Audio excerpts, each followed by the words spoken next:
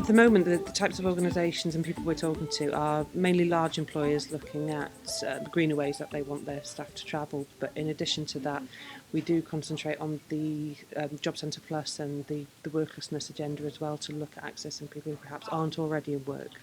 So there are two main priorities. It's looking at the way that people are travelling at the moment and looking to change that to remove them from single car occupancy, but also looking at bridging that gap between people who perhaps don't think they've got the transport options to reach their employment horizons. In terms of getting to work, I actually car share with 3 other people. Car sharing is brilliant.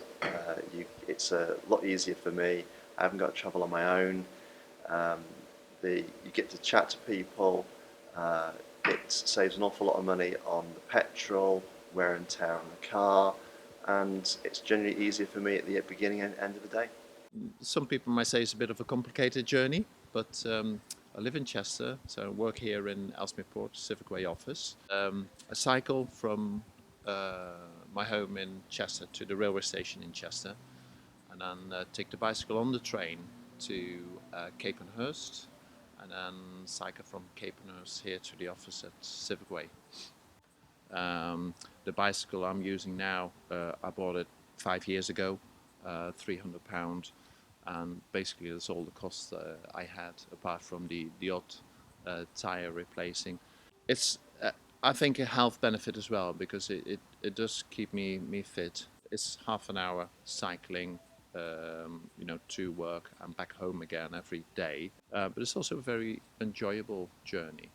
You've got all your senses open, and you're not in your, let's say, little bubble a car could be.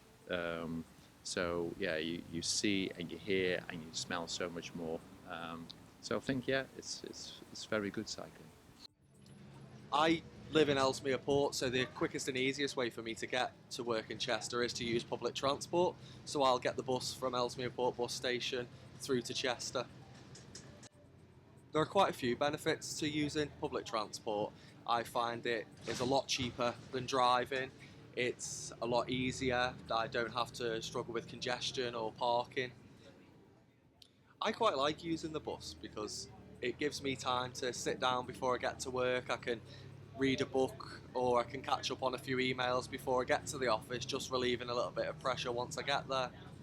You know, there's been a lot of investment in our area in public transport, which has meant that this perception of buses being dirty and unclean, it's not the case anymore. The buses we have are fast, they're reliable, and they are really, really clean buses. So I cycle into Manchester railway station, which is about 5 miles, and then I jump on the train, do an hour's work on the train on the way to Chester, and then I get off at this end and walk across town, which is a really nice walk. Whilst I have a longer journey time in terms of coming by train and cycling, I've got an hour to spend time working on the train, which is great, and I'm building some exercise into my commute. I can't stand going to the gym. I hate taking exercise classes. So building in the cycling into my daily routine means that I'm a lot fitter than I ever have been for the last 10 years.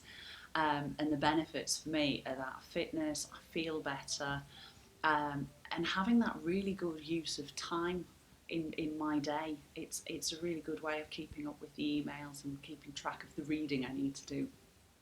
When we put the bid together in February 2012, we went in there with a very set idea of the type of interventions we would run.